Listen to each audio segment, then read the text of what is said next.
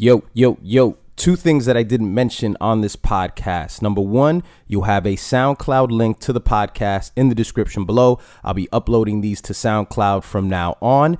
And number two, my Instagram information is in the description below as well. You can follow me on Instagram at d.respect on Instagram. DM me. I can be easily reached there.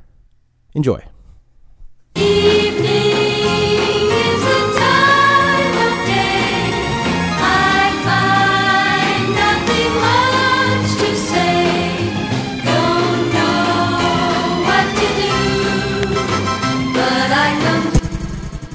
I have very serious and top secret information in this document right here.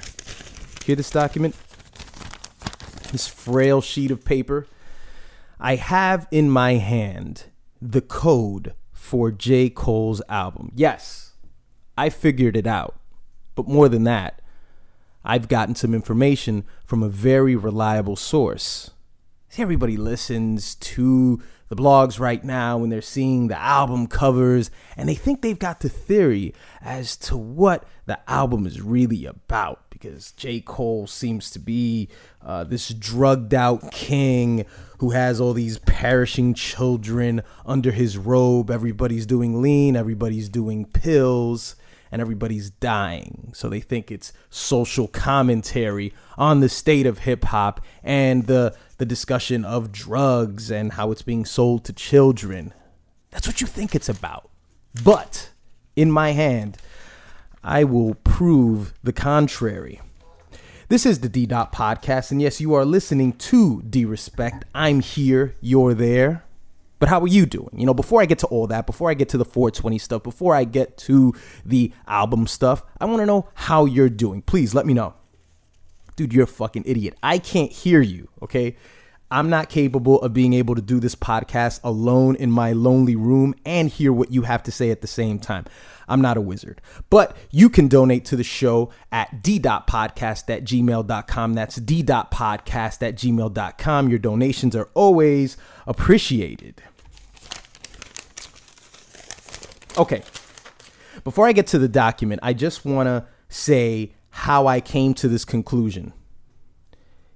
When you look at the album cover, everything seems to be pretty obvious. This is the opinion that the internet, that the older people, that sensible people in this world have had for years now. And now we finally get a major mainstream artist who's not only communicating that through code in his music, but now they're making it very obvious on an album cover. So I won't be fooled, because I think the greatest thing that could possibly happen with this album is if J. Cole is being ironic. J. Cole being ironic, and what's really happening is J. Cole's addicted to drugs. J. Cole's addicted to lean, and now he's going to promote it himself. Can't beat him, join him, right? That would be amazing. And not only is it amazing, it's exactly what's happening, because right here, I have the track list for KOD. The track list is as follows. Track number 1, do the math. I'm sorry, do the meth. Do the meth is the do the meth. I've been smoking. I'm sorry. Is the number 1 track to this album, which I think is a little over the top because rappers don't really promote meth. I've never seen somebody called Little Meth, and if there is somebody out there whose name is Little Meth, hand that guy a Grammy Award, because he knows where this culture is going. Track number 2, Crack God. Track number 3, Lean on Me. You get what he's doing there? You get what he's doing there? Lean? No, you don't? Okay. Track number 4, I do drugs to relieve stress and anxiety. That's pretty self-explanatory. I don't think you have to wonder what that track is about. That almost sounds like a lyric. He's basically spoiling the song right on the track list. Track number 5, Crack Smoke. Oh, okay. See, look, there might be a correlation here. If I could get very analytical for a second, I think there's a correlation between Crack God and Crack Smoke. May this be a shot to Eminem. right? He's got the crack god, and now he's got crack smoke. So it's like, you're the crack god, and I want that smoke. I've cracked the code, J. Cole. I don't know. Track number 6, The Pills Have Eyes. Genius. I love it. Track number 7, Losing My Xanity. That's spelled Xanity. Absolute genius. The way this is going, this is definitely going to be better than For Your Eyez Only. Track number 8, Leanville. That's a bit disrespectful. I think that disrespects everybody within your camp and within your city. Right? You call it, you say Dreamville, and all of a sudden you're calling. Hey, it's not my album. And to finish out the album, KOD, God is Dead and We're All Alone. J. Cole's decision to do this hurts me because this is what I've wanted all along. I've always wanted the affirmation of a great artist to co-sign all that is good in this world, and that's to tell kids not to do drugs. But the fact that J. Cole has, he's decided to make this album is just totally fucking irresponsible. I mean, and I just won't have it. I'm not gonna have this, J. Cole. I'm not gonna stand for it. Okay, so it's 420, right? So I'm being a dick. I'm normally a dick, but I'm being more of a dick now because it's 420, and I've smoked the number right before doing the podcast. But no, of course, J. Cole is not being ironic by doing this album. He will have social commentary that you've all been waiting for. It's just a matter of how well he executes it. So I look forward to this album because now the pressure's on. You put this album out. You put the album cover out, which is very self-explanatory, and now everybody's going to talk about it. Everybody's going to have theories on it, and now we're over the message already. The message of the album and what you wanted to communicate, the good that you wanted to do, is already out there in the public consciousness. Okay, so how you execute it is now going to be where the meat and potatoes really lie. You see Kendrick winning Pulitzer prizes, for fucking Christ's sake. They only give out 13 of those every year, and Kendrick Lamar won one of those. And I think a very big reason why this is happening is because where most of the information is, and that happens to be coming out of the device that you're listening to this, whether that be a desktop computer or it's just a regular shitty Android phone or your uppity iPhone. And by the way, iPhone people, I've got my eye on you because I once went into a T-Mobile store that was right next to a job that I had, and the people who worked at the T-Mobile store knew who I was, and I didn't have a charger that day. I went inside the T-Mobile store and I asked one of the guys, I said, "Can I use one of your chargers?" And he said, "Sure." So he walked to the back of the store, and I was trying to show him, like, hey, this is the phone that I have. And as I was showing him my phone, he's like, what are you doing? And I told him, oh, well, look, I have an Android. And he said, oh, I know what kind of phone you have. A smug judgment. He was so smug when he said it. He was like, no, I know you're an Android motherfucker. So I see you iPhone people out there. Go fuck yourselves. But anyway, so whatever device you're listening to this on, the information that's coming out of it and going into it when it comes to Kendrick is all about breaking down. It's all about very like intelligent essays and very analytical people on the blogosphere, in video form, just everywhere, breaking down every bit of his album. One of the biggest things that happened to content creation with regard to rap commentary was when Kendrick Lamar gave a wink to Dead End Hip Hop. When they came out with their review of To Pimp a Butterfly and they found out that, To Pimp a Caterpillar, and it was, originally supposed to be Tupac. I forgot the specifics of that, but they figured it out, and he gave them a shout out when he was being interviewed, and that was a huge deal. Now, what that also did was it re-encouraged the internet to continue to dig. We are watching. You guys are digging through and coming up with your theories, and we'll let you know when you've connected the dots.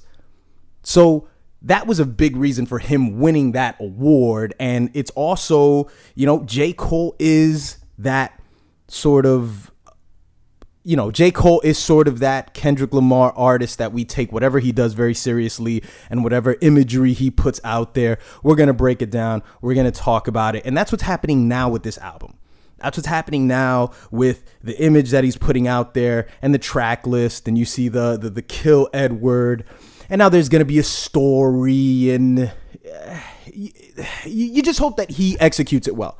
That's all. If you're going to have the guts to be J. Cole, because he has cut himself open for years now, and he hasn't gotten a lot in return, to be honest with you. I mean, obviously he's gotten monetary success, platinum with no features, of course, as you always hear, but he hasn't gotten his fair share as far as respect.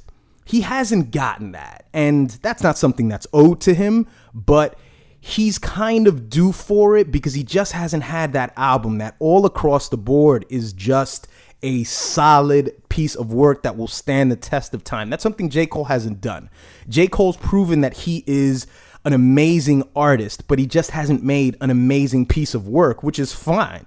I mean, J. Cole's probably going to have 5 to 6 more albums left. I'm pretty sure he'll knock that out, but he hasn't gotten what's been owed to him. And now that he's putting this out, and this is going to be such a, I would also say that since it's such an obvious point that, and an obvious observation, that's why it has to be executed that much more better. So if he fails, then I can understand how this album could fail, because there'll be so much anticipation to hear what he has to say, because he's going to comment on the state of rap in general. He's going to do it in story form. He'll do it with an artistic touch. It's not going to be, extremely candid. It's not going to be just straightforward. He's not YG making a fuck Donald Trump song. He's poetic. This is going to come by way of coding. He's going to, maybe lay some subliminal disses out there.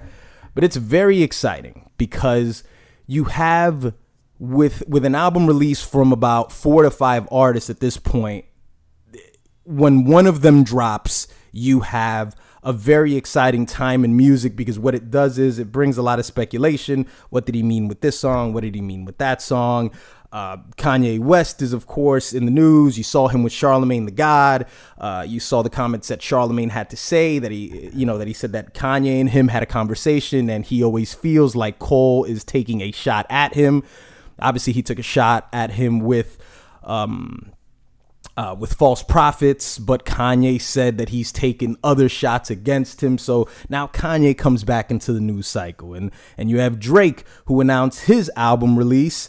This was before Cole even mentioned that he was releasing his album. So, with that comes Drake's album, which is on the heels, and then Nicki's album is coming out. So you have those marquee artists now coming out with music, and you've got to love where this summer is going. I'm excited for it. I don't know about you. I'm very excited for it. But I'm even more excited to hear I Do Drugs to Relieve Stress and Anxiety. Because like I told you, J. Cole is not a very candid dude. He's just going to code everything in there. So I'd be very interested to find out what Kill Edward would have to say on a song like that. What would that sound like if Cole made a song that was literally called I Do Drugs to Relieve Stress and Anxiety? There'd be a moan at the beginning, right? There'd be like some form of crooning at the beginning. There'd be like, oh, do drugs. Stress and anxiety. I do drugs. Ah, God, that was so hacky. See how fucking talentless I am. I disappoint myself. But, it is 420. It is 420. I don't know if any of you guys are excited about that. I hope some of you have woken up this morning and you smoked a little number. Maybe you've eaten a little something right before work, right before class. If you're off today, that's even better. Whatever it is that you're doing, I hope that you acknowledge that this is a great day. It's a good day for, I think it's a good day to acknowledge something in our society that a lot of people do, but that a lot of people don't want to admit that they do. A job that I used to have about a year ago was, I was selling supplements to people. I was selling drugs. I was selling at a protein and whatever the fuck store. You know what I mean?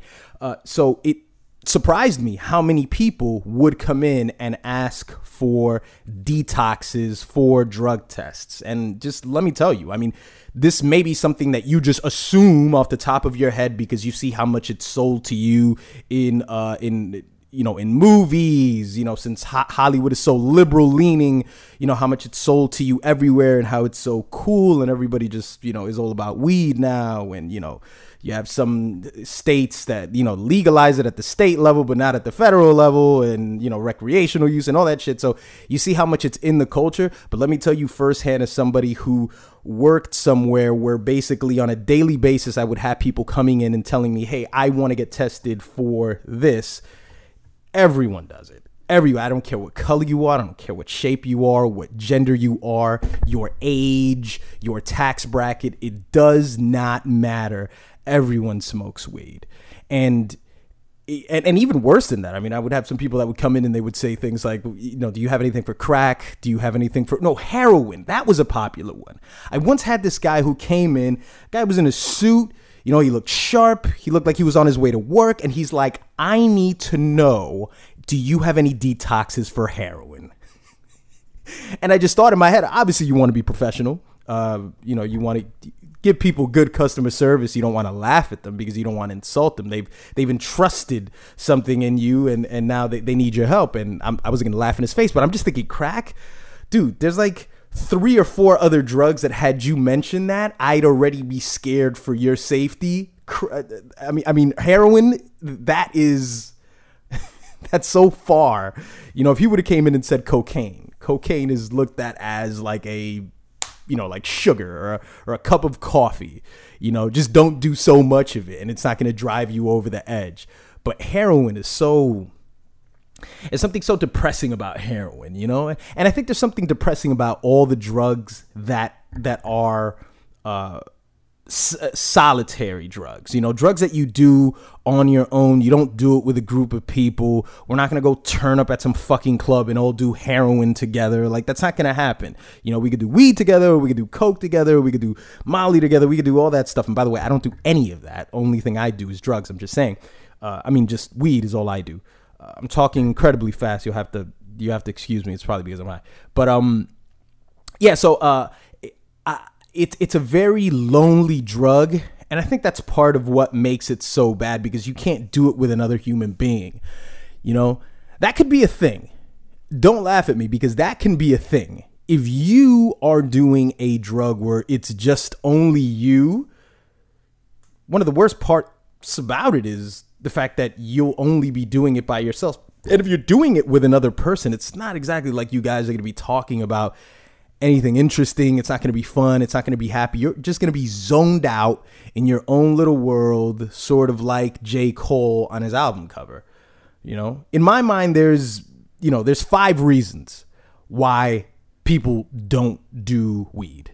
I don't mean drugs in general. I just mean just weed. If you can think of another reason why people don't do it, then please let me know in the comment section below. I think number 1 would be just the people who are afraid that they're doing something illegal. You have people that they will just not break the law. It does not matter how harmless a drug is. They're just not going to do it. The next person after that, I think, would be the person who's socially afraid of doing drugs, because there's such a stigma about doing weed that it makes you a loser, that it lowers your inhibitions, that you're not as much of a go-getter on weed than if you're sober. After that, it's the anti-conformist, the contrarian, the person that just doesn't want to do it because it's popular now. So now that everybody's doing weed, their biggest fear in life is becoming a cliche. For some people, their biggest fear in life is becoming just like everybody else, or whatever they perceive everybody else to be. They don't do weed for that reason. The next person is the health freak, the person that thinks that ingesting all that smoke into their body is doing them damage, and they can find some obscure article that's going to reveal that weed definitely makes you retarded. That's going to be the headline too. You're going to go to webmd.com and you're going to see weed definitely makes you retarded. And then on the link right next to that, there's j.Cole's new song, I Smoke Crack to Relieve Stress and Anxiety. It wasn't crack, it was drugs, you idiot. And the last person I think that doesn't smoke weed is, and I think there's a lot of you out there, I think it's a person who did it and they didn't like it. I know there's a lot of people like that. I've known a lot of people that, you know, you hand them a blunt, you hand them some edibles, and they're like, nah, I'm not doing that. And you say, why? I said, well, I did it once and I didn't like it. I didn't like it can mean a lot of things. I didn't like it could mean I was inside my head too much. I had high levels of anxiety. I got really stressed out. I thought I was going to die. My heart started pumping. That can happen, you know. Then, you know, part of a slice of that, and I think just what's under the umbrella of I was inside my own head is weed showed me something that I didn't want to see. It cracked open through some way of thinking that it showed me something that I didn't want to see about myself, about something that I exhibited in the past, about something that I continue to perpetuate right now. And I didn't like it. It's possible, you know, and some people just don't like the idea of losing control over their thoughts. You know, they don't want to feel like there is something inside their head that's dictating the way that they feel, you know, and then when you get really, really, really heady about it, you know, you tend to think like, okay, am I on this because I'm on drugs? You know, is this how my brain really works? Are the drugs really expanding my mind? And then you're just asking yourself way too many questions, and that shit can lead to a very dark place. I understand all those people. I've known all of those people. I've been that person several times. I've been several of these people a few times. I was never the illegal person. I was never like, it's illegal. I'm not going to. It's harmless. It never bothered me. I was never the stigma person. I was never the conformity person. Definitely, I've been the person who was just overanalyzing things, and then I drove myself crazy. And the health person, I think I've been that as well. The way I've kind of solved the health thing is doing edibles. I enjoy doing edibles a lot more than I like smoking it. And I think a part of that is just the wonder that goes into the edibles. And I know I sound like a fucking idiot by saying that, but just hear me out. Don't click it. Dude, don't click it off. Come on. Did you donate? Before you click, did you? No, I bet you did. Did you like the video? If you're going to click it off, at least like the video. But no, seriously. I like it because the wonder that goes into it is you never know when the fuck you're going to feel it when you take an edible. If you smoke every day, if you get up and that's your routine, you know, God bless you, but I can't fucking do that. First of all, I can't function. I cannot function if I'm putting a blunt to my lips every single morning. It's too much for me. It's too overwhelming. I think part of your journey doing these silly drugs is understanding what you can handle. You know, don't go over your head and try to compete with somebody, you know, and it's the same with liquor. You know, don't go over your head and try to compete with somebody and try to, you know, I could smoke more than you. You could put yourself in a fucking hole. So don't do that. Know your limit and know what's the line between you being productive and you just being a lazy piece of shit who doesn't want to do anything but just sit down and smoke all day. So I could never do that. Some people can function very well off it, but I'm not one of those people. So when you smoke every day like that, you already know. I mean, it's just like drinking a cup of coffee at that point. You already know you're going to get the caffeine rush. You're going to get the burst of energy. There may be some crash from caffeine, but there doesn't seem to be any crash from weed unless you eat a lot of food. But you know what it's going to feel like, and it's going to be instant. It's going to be instant. When you do an edible, and hear me out here, if you've never taken an edible, and today's your first day taking an edible, then you have to edible. Anyone in the comments section, let me know what movie line I'm flipping. And if you do, I'll give you a like. That's all I'm fucking giving you. I can't give you much. I'm asking for donations. Remember, if this is your first time doing an edible, then just understand something.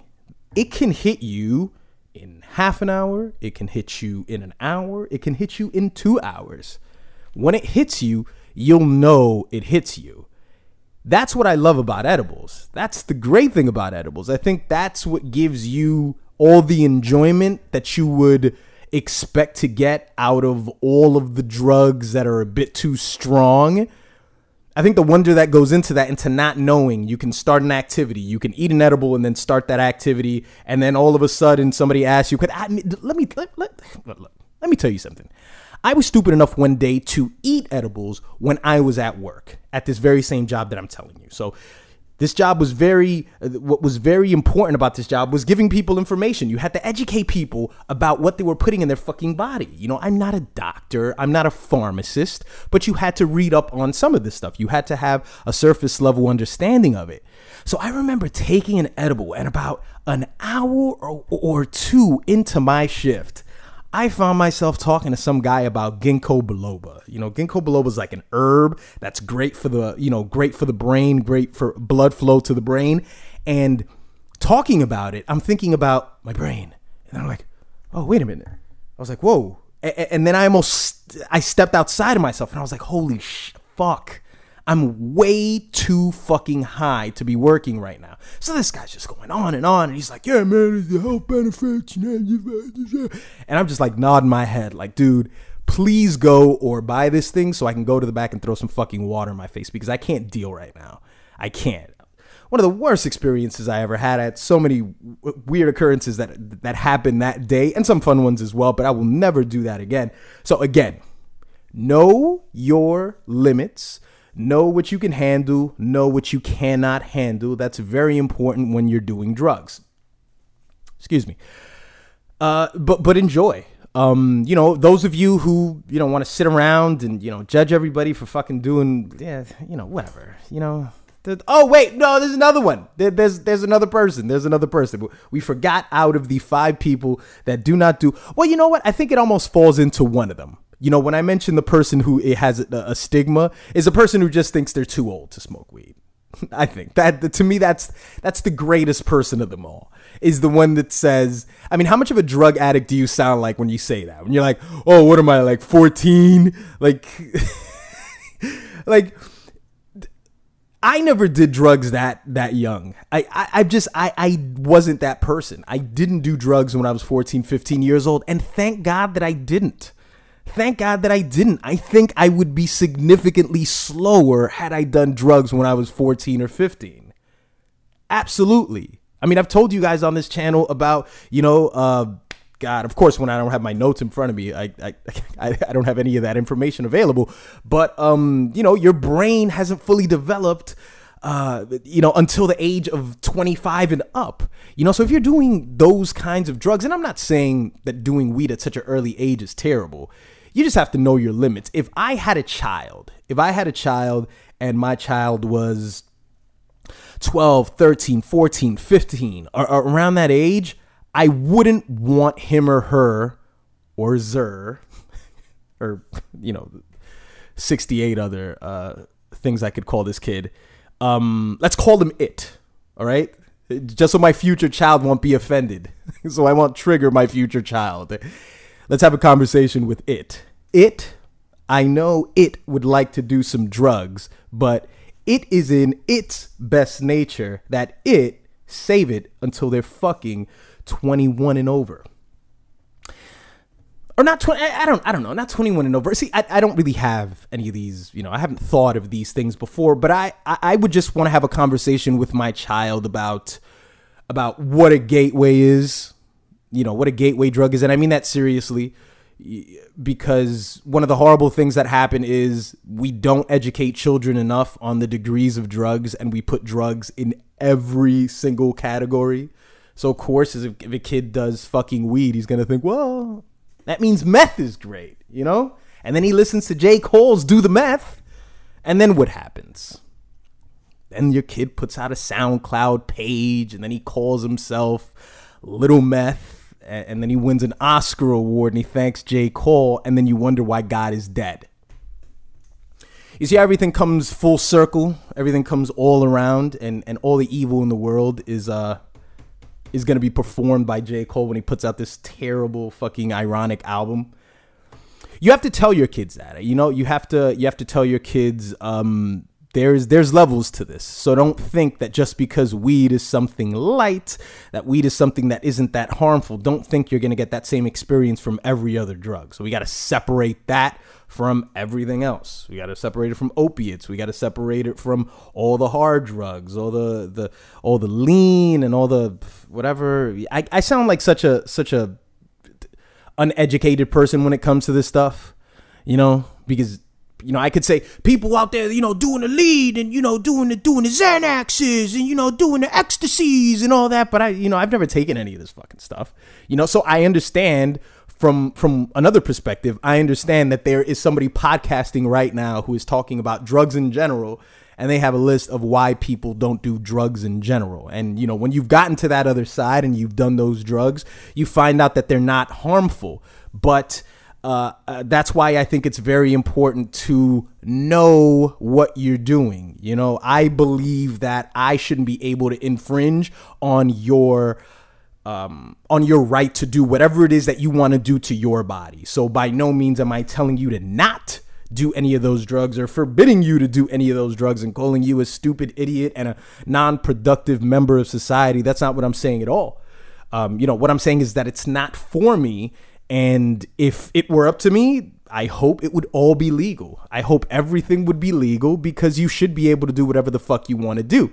But if we want to make that legal, then the education about these drugs has to be a lot better. I don't know if that makes me fall into some political category, if somebody could call me a libertarian, you know, because of that.